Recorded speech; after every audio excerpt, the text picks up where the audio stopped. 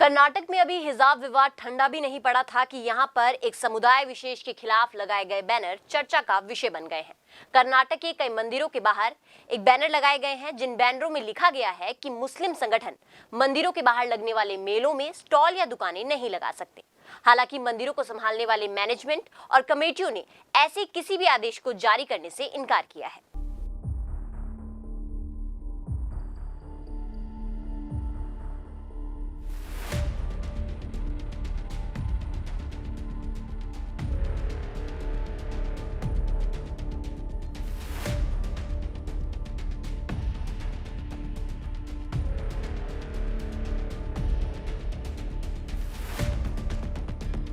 कर्नाटक में हिजाब बैन का मामला सांप्रदायिक होता जा रहा है। क्लास में हिजाब पहनने पर अड़ी छात्राओं ने हाईकोर्ट में याचिका की। हाईकोर्ट ने कहा कि इस्लाम में हिजाब जरूरी नहीं। हाईकोर्ट के आदेश के खिलाफ मुस्लिम संगठनों ने बंद का ऐलान किया। समर्थन में मुसलमान दुकानदारों ने दुकानें बंद रखी। इसके बाद अब मंदिरों में और मंदिर मेलों में मुसलमान दुकानदारों को दुकानें आवंटित करने पर रोक लगा दी गई है।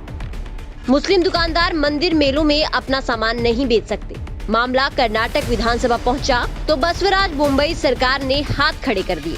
सरकार ने विधानसभा को सूचित किया था कि चूंकि नियम गैर हिंदुओं को मंदिरों के पास व्यापार करने की अनुमति नहीं देते हैं, इसलिए वो मंदिर के अधिकारियों के खिलाफ कोई कार्रवाई नहीं करेगी जिन्होंने मुस्लिम व्यापारियों और विक्रेताओं को बैन किया है।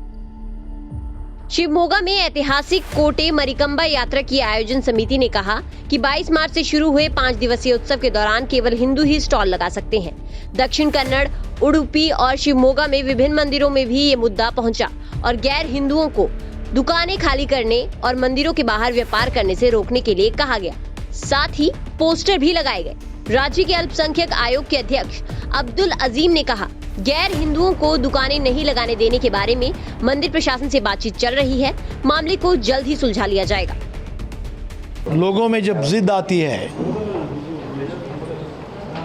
ये एक दूसरे इस तरह की हरकत करते हैं, जज्बाती फैसले होते हैं।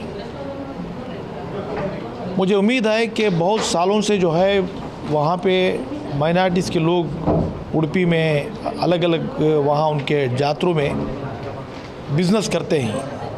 बातचीत चल रही है।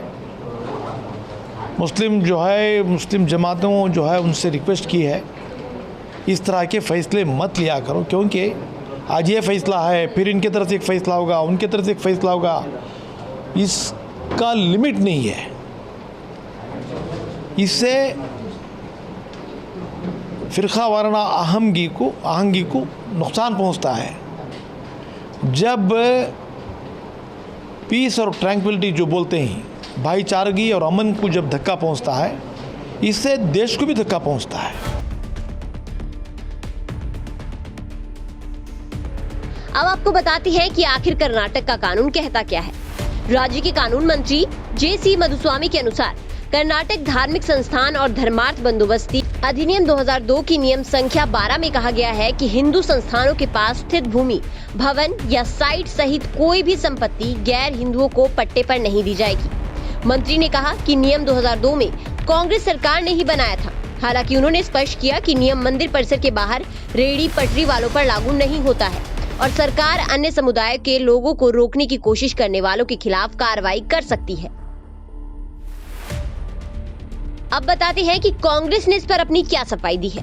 कांग्रेस के एक पूर्व विधायक के अनुसार अधिनियम के तहत नियम तत्कालीन कांग्रेस सीएम एस.एम. कृष्णा ने बनाया था। ये इसलिए बनाया गया था ताकि मंदिर विक्रेताओं के प्रतिनिधित्व के बाद संबंधित धर्मों के विक्रेताओं की मदद की जा सके। हिंदुओं को भी मस्जिदों या चर्चों के पास व्यापार करने की अनुमति नहीं थी। मामले को तूल पकड़ता देख मंदिर प्रशासन ने सफाई पेश की। दुर्गा परमेश्वरी मंदिर के प्रशासक मनोहर शेट्टी ने बताया कि मंदिर प्रशासन ने ऐसे बैनर नहीं लगाए हैं। कुछ लोगों ने हमारी अनुमति के बिना यहाँ बैनर लगा दिए हैं। मेले में किसी को भी दुकान और स्टॉल लगाने से नहीं रोका गया है। कर्नाटक में लगातार ये मामला तूल पकड़ता जा रहा है। News desk, real flavour news.